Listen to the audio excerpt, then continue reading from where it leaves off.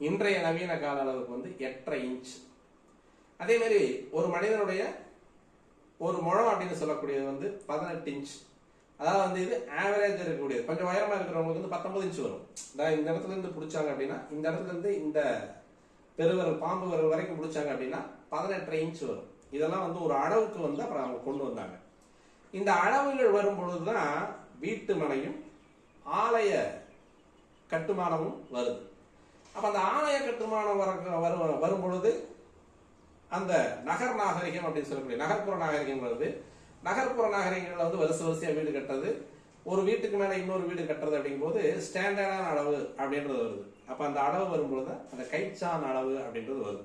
அப்ப அந்த கால் பாதத்திலிருந்து அப்படியே மாறி கைச்சான் அளவுக்கு நிக்குது. இப்ப இந்த கைச்சான் அளவுல ஒரு சான் 8.5 இன்ச் இன்றைய அளவுக்கு, அதாவது இன்றைக்கு புரியுற மாதிரி சொல்றதுனால அந்த 8.5 இன்ச் அப்படின்னு சொல்லிட்டு